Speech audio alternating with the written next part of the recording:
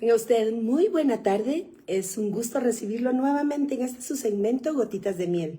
Primero, permítame disculparme porque estoy bastante disfónica y pues me cuesta un poquito platicar, pero debido a los tiempos que estamos viviendo, lo que el mundo está atravesando, las señales en los cielos y la festividad que se celebra, era imposible que nos perdiéramos de una reunión con usted para poder platicar acerca de estas buenas nuevas de salvación. Y sí, déjeme contarle que tal y como la semana pasada empezamos a platicar, efectivamente estamos en el tiempo de la festividad de Purim, aquella que conmemora cómo Dios le dio la victoria al pueblo de Israel cuando el malvado Amalek, aquel agageo que descendiente, cabe decir, y por aquí vamos a comenzar, descendiente de Amalek, quería exterminar al pueblo de Israel. Toda esta maravillosa historia usted la encuentra relatada en el libro de Esther. Y yo la semana pasada le ofrecí que le iba a mostrar algunos de esos códigos maravillosos que están en este libro. Cabe recordar que en años anteriores hemos estudiado versículo por versículo acerca de los códigos escondidos que luego se cumplieron en 1946. Recordará usted allá en los juicios de Nuremberg, de lo cual también hoy vamos a tocar un poquito. Pero déjeme recordarle inicialmente por qué es tan importante que veamos los cielos. Y es que definitivamente el libro de Génesis en el capítulo 1, verso 14, dice que Dios puso estas enormes señales en los cielos, y me refiero al sol, la luna y las estrellas, para que nos cuenten una historia. De esa cuenta sabemos que ellas nos hablan de las festividades de Santa Convocación, que son ni más ni menos que, como lo hemos dicho aquí en este su programa, el mapa de regreso a casa. Pues sí, porque efectivamente estas fiestas, estas conmemoraciones santas, nos cuentan cómo Jesucristo mismo se planteó así para redimirnos y llevarnos de nuevo de regreso a casa con Él. Así que el Salmo testifica acerca de ello y dice el Salmo 19 que, vamos para allá y se lo leo, porque es hermoso. Déjeme buscarlo rápidamente y nos vamos para allá. Y dice, los cielos cuentan la gloria de Dios y el firmamento anuncia la obra de sus manos. Un día emite palabra a otro día y una noche a otra noche declaran sabiduría. No hay lenguaje ni palabra. Mire esto, mire qué cosa más hermosa. No hay lenguaje ni palabra, ni es oída su voz. Por todo y hasta el extremo del mundo sus palabras. ¿Cómo es esto posible? Sí, la misma Biblia nos está diciendo que no hay voz ni palabra, pero a la vez un verso abajo nos dice que salió por toda la tierra su voz. Y déjeme decirle que los sabios nos explican en la teología ancestral de Israel que cuando hay eventos astronómicos, y óigase bien que no estoy diciendo astrológicos, sino estoy diciendo astronómicos, es decir, lo relacionado con los astros en los cielos, y coincide con una festividad de las descritas en la Biblia, debemos de poner especial atención. Cuando se trata de la luna, por relación al tamaño, hace un vínculo estrecho con la nación de Israel, pero cuando se habla del sol, por lógica, está hablando de las naciones de la tierra. Y usted sabe perfectamente bien que la noche de anoche hubo un eclipse lunar, y fue una luna de sangre además. Si hiciéramos un recuento, y me atrevería yo a decir que a partir del 2014 y 2015, en donde sucedió una cosa verdaderamente asombrosa, y es que hubo una tétrada en respectivos años, Y esto quiere decir que hubo luna de sangre justamente en las festividades que marca la Biblia en esos 2 años consecutivos, y podría decirle que a partir de eso un ciclo se cerró y otro se abrió. Pero como el día de hoy estamos con todos nuestros sentidos puestos en la festividad de Purim y como Dios salvó al pueblo de Israel, déjeme hacerle entonces un breve recuento para que usted entienda por qué es tan importante lo que estamos viendo en el acontecer internacional y, por supuesto, las posibles consecuencias de muchos países que se unen, a lo mejor en lo que podría derivar en una tercera guerra mundial. Déjeme primero contarle cuestiones, ¿qué le puedo decir?, que nos dan idea de contra quién está peleando Israel y, por supuesto, Estados Unidos. Véngase conmigo, cuento con el favor suyo, del libro de Éxodo, capítulo 17. Escuche bien acá, por favor. Y dice, guerra contra Amalec. Entonces vino Amalec y peleó contra Israel en Refidim. Y dijo Moisés a Josué, escógenos varones y sal a pelear contra Amalec mañana. Yo estaré sobre la cumbre del collado y la vara de Dios en mi mano. E hizo Josué como le dijo Moisés peleando contra Amalec. Y Moisés y Aarón y Hur subieron a la cumbre del collado. Y sucedía que cuando alzaba Moisés su mano, Israel prevalecía. Y más, cuando él bajaba su mano, prevalecía Amalec. Y las manos de Moisés en una piedra y la pusieron debajo de él. Se sentó sobre ella y Aarón y Hur sostenían sus manos, el uno de un lado y el otro de otro. Así hubo en sus manos firmeza hasta que se puso el sol. Y Josué deshizo a Amalec y en su pueblo, Josué deshizo a Amalec y a su pueblo a filo de espada. Y Jehová dijo a Moisés, escribe esto para memoria en un libro y di a Josué, oiga usted muy bien, es Dios hablando y dice, dile a Josué que raeré del todo la memoria de Amalec de debajo del cielo. Y Moisés edificó un altar y llamó su nombre Jehová Nisi. Y vea usted la razón por la cual Dios mismo es quien pelea esta batalla y la razón por la cual lo hace. Verso 16. Y dijo, por cuanto la mano de Amalec se levantó contra el trono de Jehová, Jehová tendrá guerra con Amalec de generación en generación.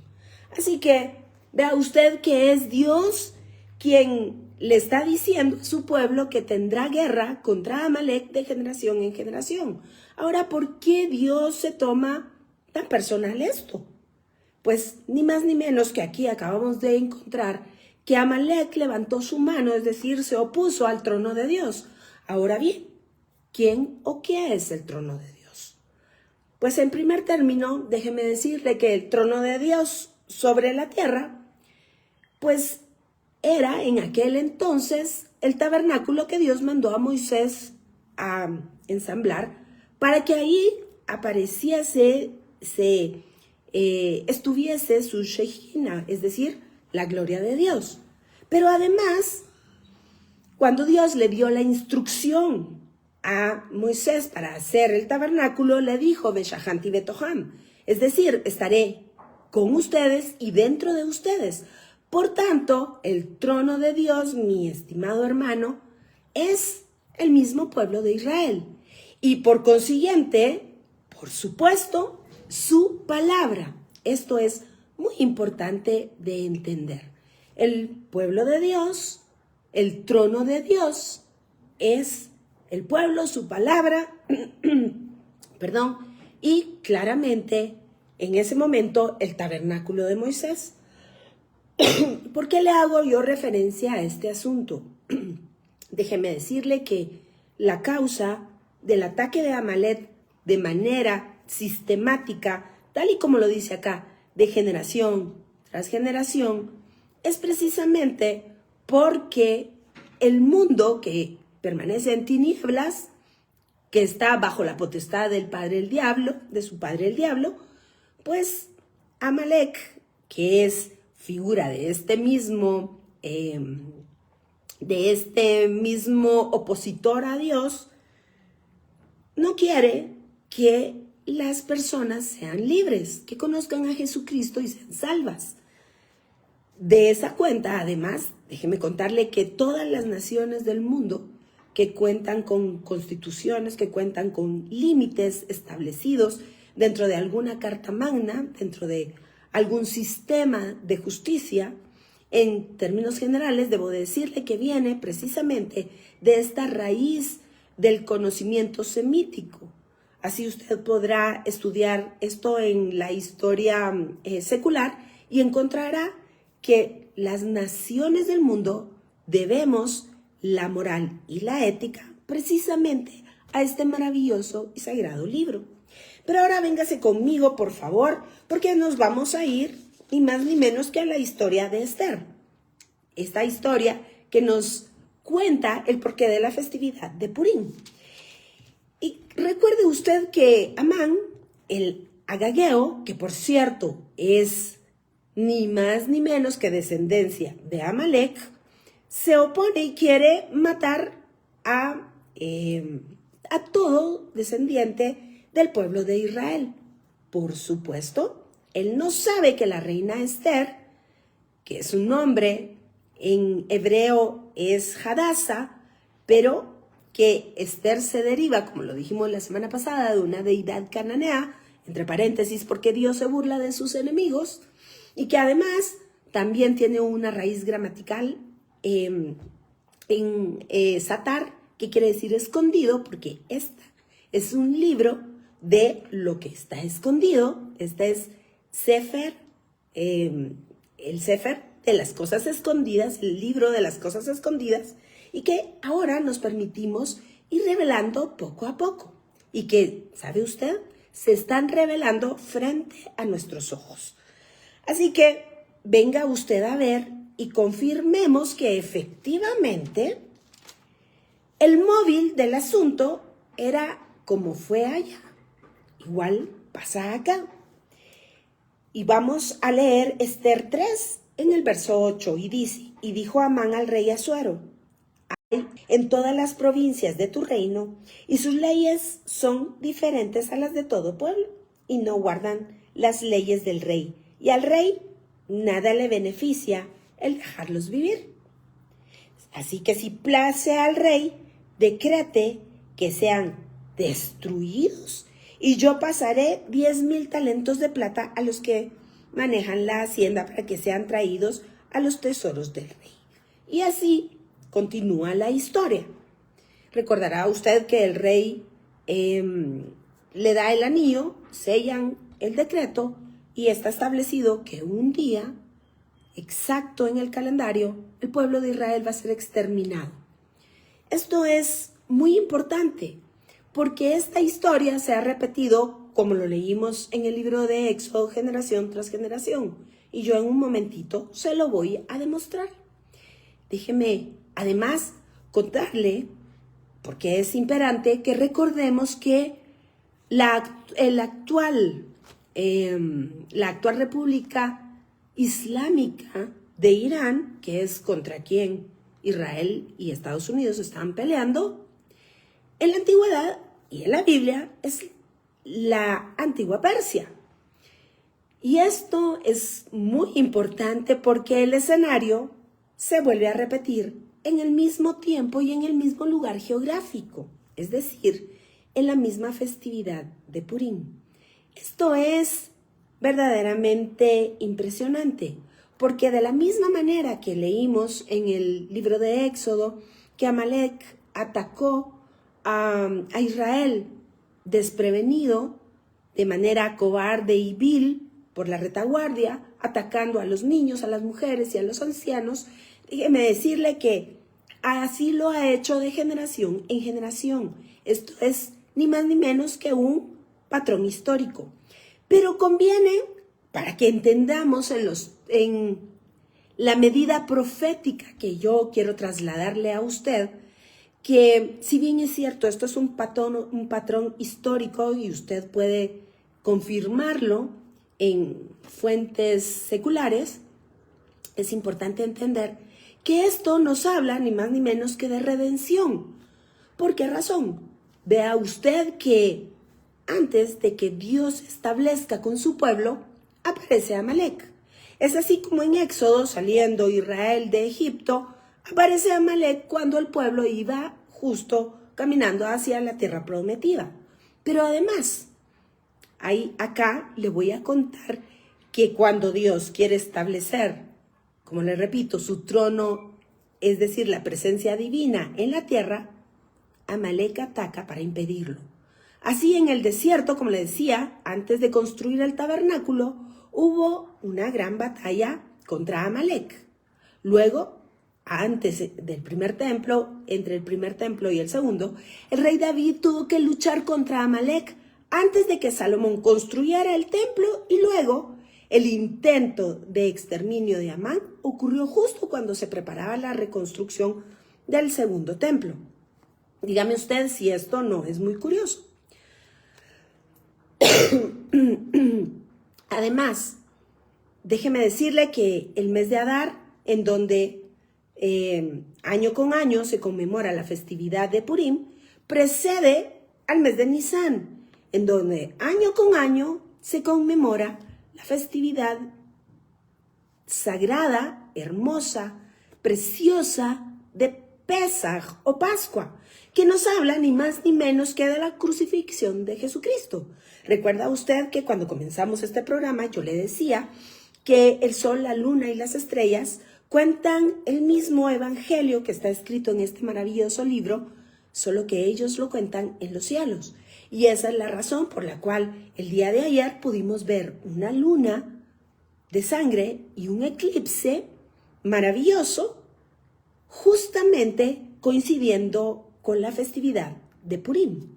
Pero continuemos.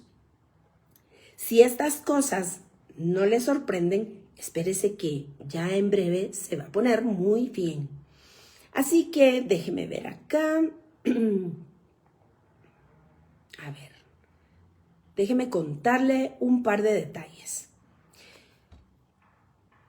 Hemos visto que todos los ejércitos ponen un nombre que distingue a cada guerra, a cada proyecto de avanzada. Es así como el ejército de Israel, en la guerra recién pasada de los 12 días, la denominó como el león ascendente. Y en este caso, ni más ni menos que Shagat Aryeh, que efectivamente tiene alguna relación. Esto quiere decir el rugido del león. Curiosamente, el valor numérico en gematria de esta frase es 920. Recordará usted que las letras hebreas tienen un valor numérico.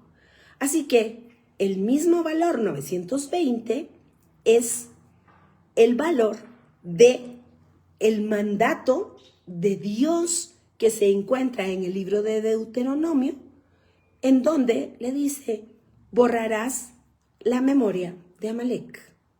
Dígame usted si no es una cosa impresionante. Y déjeme contarle que de buena fuente sé que no crea usted que Benjamín Netanyahu se sienta con sus asesores, les dice, bueno, ¿qué día es? ¿Y qué fecha vamos a poner? Y entonces, ¿cuánto vale? Y las letras, y no tiene tiempo para esto. Lo sorprendente es que el nombre de esta avanzada iba a ser otro. Pero antes de salir a atacar a Irán, y déjeme contarle además que la hora es una cuestión verdaderamente impresionante, y le voy a poner en contexto previo a terminarle de contar lo del nombre. La avanzada iba a ser de noche, porque de acuerdo a estrategias militares, nunca se ataca de día, menos de mañana, por cuestiones de el viento, la luz y otras cuestiones que no vienen al caso. Así que, por una llamada que se recibió en los en las altas esferas, fue necesario cambiar la hora del ataque y pasarla a la mañana. ¿Y sabe usted qué? Justamente ese Shabbat, que recibe un nombre especial debido a que se junta con el estudio de la Torá con ni más ni menos que este mandato de Deuteronomio 27, me parece que es, en donde Dios da la orden, y no olvidarás y recordarás lo que Amalek te hizo. Y luego Dios le dice, y borrarás la memoria de Amalek. Así que, sorprendentemente, este pasaje siempre antes de la festividad de Purim, que en este caso caía ahorita de lunes para martes, se lee el Shabbat previo. Así que todas las sinagogas del mundo, específicamente a esa hora, estaban haciendo aliyá, es decir, estaban leyendo este preciso pasaje. Borrarás la memoria de Amalek. Pero ahora, ¿quiere usted saber qué con el nombre? Como le decía, el nombre no fue elegido por inspiración humana. No cabe duda que Dios mete sus manos incluso en esto. Que aunque fue Benjamín Netanyahu quien de último momento cambió el nombre, él se recordó de una persona muy importante en el pueblo de Israel. Él es Joseph Trumpeldor. Y hay un monumento de él en Tel Hai. Vea usted que el monumento a este hombre, un héroe de Israel, es ni más ni menos que un león rugiendo. Así que justamente en ese día se conmemoraba valga la redundancia, la memoria de este héroe y sus hechos. Así que Benjamín Netanyahu recordó eso, cambió antes de salir a atacar por el nombre entonces de Shagat Aryeh, es decir, el rugido del león. ¿Y sabe qué? Justamente coincide, y esto sin que él lo hubiera premeditado, como le he repetido, el valor de esta oración, Shagat Aryeh, de acuerdo al valor numérico de las letras hebreas, es exactamente el mismo que borrar la memoria de Amalek. Esto es 920. Dígame usted si no es verdaderamente impresionante. Y así hemos visto cómo Dios de generación en generación ha peleado por su pueblo. Y esto es una prueba más que los antisemitas que nos han tratado de lavar la cabeza diciéndonos que este pueblo de Israel no es el mismo pueblo de Israel antiguo, que déjeme decirle que es una verdadera falacia y es un oprobio en contra de la palabra de Dios, porque estaríamos dejando a Dios como mentiroso, porque Dios prometió estar todos los días con su pueblo y defenderlo. ¿Y sabe qué ha hecho? Eso precisamente.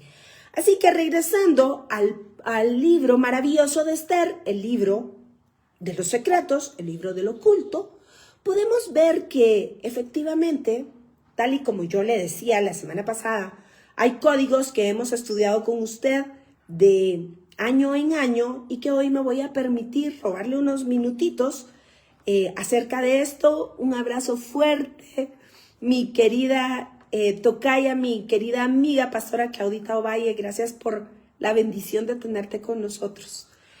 Y pues le decía entonces que hemos encontrado muchísimos códigos que nos hablan no solo de lo literal que sucedió en el tiempo exacto de este imperio y la reina Esther, sino además nos hablaba, cuando la reina Esther dice mañana, en algunos pasajes encontramos la palabra mañana, se está refiriendo ni más ni menos que a tiempos modernos.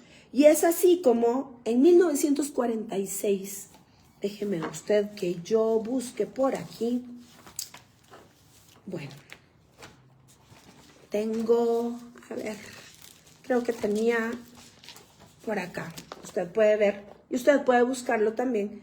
en los diarios de la época se evidencia algo que fue verdaderamente impresionante, y es que fue justamente la culminación de los juicios de Nuremberg y cómo estos terminaron.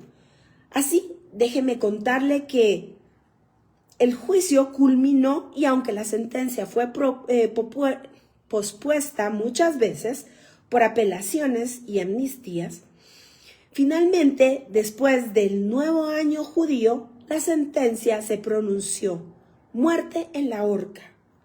Y déjeme contarle que en una tremenda similitud, igual que en el libro de Esther se marcó la muerte de los de Amán en la horca, y vea usted que, como una cosa extraordinaria, fueron sentenciados a morir en la horca, no en la silla eléctrica, no con abatidos con arma de fuego, sino que, como cosa extraordinaria, estos 10 malandrines a quienes se les inculpó por delitos de lesa humanidad, efectivamente fueron llevados, y sabe usted que esta sentencia se cumplió no en un día cualquiera, sino justamente en el día de la festividad de Hoshana Rabbah, y esto, de acuerdo a los términos bíblicos, es el día del juicio a las naciones. Esto fue el 16 de octubre de 1946. Pero si además queremos sorprendernos con más datos, vamos a ver que tengo tantos papeles acá para mostrarle. Y déjeme contarle que es así como aparece el texto bíblico. Y es justamente en las letras que usted ve señaladas, en donde en el libro de Esther, justamente en donde se enumera a los 10 que fueron colgados en la horca, los 10 hijos de Amán, es así como aparecen las 3 letras más pequeñas y una más grande, y por muchísimos cientos de años, los estudiosos bíblicos no sabían de qué se trataba. Pero cuando sucedió esto que le estoy contando a usted de los juicios de Nuremberg, se dieron cuenta que lo que estaba escrito en el texto bíblico era, imagínese usted, la fecha anunciada de estos juicios. Y, por supuesto, acá está, mire, usted lo puede ver, cómo se llevó a cabo los juicios y cómo se llevó a cabo justamente la sentencia. A ver, déjeme contarle, esto es de Newsweek, October de 1946, Foreign Affairs, página 45, y dice lo siguiente: debieron haber sido 11, pero al final Göring se suicidó envenenándose una noche antes. Los oficiales de la prisión determinaron que ninguna otra víctima debía de escapárseles. A los 90 minutos, a las primeras horas del día del 16 de octubre, siguieron uno detrás de otro tras la horca.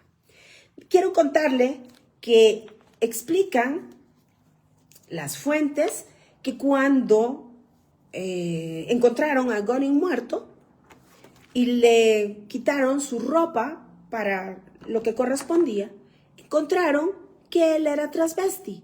Y déjeme decirle que la historia que el pueblo de Israel ha guardado por cientos de años testifica que Amán tenía una hija que se suicidó previo a que sus 10 hermanos fueran ahorcados. Así que dígame usted si esto no es verdaderamente maravilloso y sorprendente. Pero si aún nos quedan dudas al respecto, déjeme contarle que, tal y como, y quiero agradecerle, muchos de ustedes me siguen en redes sociales y habrán encontrado una gotita de miel en donde explicamos que las mismas letras, en hebreo por supuesto, que se utilizan para escribir el nombre de Amán, imagínese usted que son exactamente las mismas letras que se utilizan para escribir el nombre de Hamanei. Es exactamente lo mismo. Así que, sin ninguna duda, déjeme decirle que este era el Amán de esta generación. Y usted me dirá, ¿y eso está en la última guerra previo a Gog y Magog? Déjeme contarle que eso es algo que ninguno de nosotros podemos saber. Lo que sí le puedo decir es que de acuerdo a lo que dice la Biblia, nada hay nuevo debajo del sol. Lo que fue será y volverá a ser, hasta que llegue el día señalado por nuestro Mesías, en donde Él se ha planteado su segundo regreso, su retorno, y tal y como lo dice el libro de Zacarías, entonces todo ojo le verá, y los que le traspasaron, déjeme decirle que también ahí estamos incluidos nosotros, los que le traspasaron, harán gran lamentación por él, los que todavía no le habían reconocido. Y le llorarán como se llora al unigénito, al primogénito de Dios, porque verán sus manos traspasadas, su costado traspasado, y entonces entenderán todo aquello que les había permanecido oculto, porque dice Romanos, la carta a los Romanos escrita por Pablo en el capítulo 11, que Dios por un breve periodo de tiempo les puso una adenda para que viendo no vean, para que oyendo no escuchen, no entiendan lo que tienen frente a ellos, porque este sagrado libro es ni más ni menos que la descripción de Jesucristo y su plan de salvación, tanto para judíos como gentiles, tal y como Pablo nos lo explica en la carta a los romanos. Así que aunque un poquito corrido, y me robé unos cuantos minutitos, cosa que le agradezco que usted haya permanecido hasta este tiempo, y le voy a suplicar que por favor comparta estas enseñanzas. Queremos que la verdad del Evangelio fluya, que la verdad llegue a todas aquellas personas que por algún tipo de mala enseñanza incluso se han volcado en contra del pueblo de Israel. Y déjeme decirle que este antisemitismo se ha regado en la tierra y Dios está ya escogiendo sus ovejitas y los cabritos, la cizaña y el trigo. Y todo esto obedece a cómo las naciones y las personas tratamos al pueblo de Israel. Me han preguntado, sí, pero Israel no ha conocido al Mesías. Pues ya le conté, leamos Romanos capítulo 11. Gracias a que ellos no reconocieron al Mesías, usted y yo, de naciones gentiles, hemos sido injertados en el buen olivo. Si ellos hubieran reconocido a Jesucristo, nosotros hubiéramos quedado fuera del plan de salvación. Así que mucha es la misericordia del Señor, que amándolos como los ama, los hizo brevemente a un lado para que nosotros pudiésemos entrar en esas ramas desgajadas. Pero además, sabio es, déjeme decirle que sabio es hacer lo que dice la Biblia. Bendice a Israel para que el Señor te bendiga. Vea, solo con estos últimos versos me quiero quedar, y aquí me despido para vernos la próxima semana, y le voy a leer el verso 15 del capítulo 8, y dice: y salió Mardoqueo de delante del rey con vestido real de azul y blanco, de lino y púrpura. La ciudad de Susa entonces se alegró y regocijó. Y los judíos, verso 16, tuvieron luz y alegría y honra. Pero ¿sabe qué? Continuemos por favor a la segunda parte del verso 17 y dice: y muchos de entre los pueblos de la tierra se hacían judíos por temor de los porque el temor de los judíos había caído sobre ellos. ¿Sabe qué quiere decir esto? No que nos hagamos judíos, porque la palabra dice que así como conociste al Señor, así te debes de quedar. No somos llamados a judaizar dentro del cuerpo de Cristo. Somos llamados a hacer nuestro papel y a cumplirlo dentro de ese buen olivo en el cual fuimos injertados. Y el temor de Dios que ha caído sobre esos pueblos, ni más ni menos, es que vean y reconozcan el favor, la gloria y el testimonio del Dios de Israel sobre su pueblo, porque de lo contrario estaríamos haciendo a Dios mentiroso. Así que por mi parte y en forma de maratón, terminamos el día de hoy esta transmisión, pero la invitación es para que la próxima semana, por favor, no se pierda de nuevas y mejores noticias de salvación. Por supuesto, solamente en Vea Canal, en su segmento Gotitas de Miel. Mi nombre es Claudia Méndez Ruiz y le deseo una feliz y muy bendecida semana. Nos vemos a la próxima.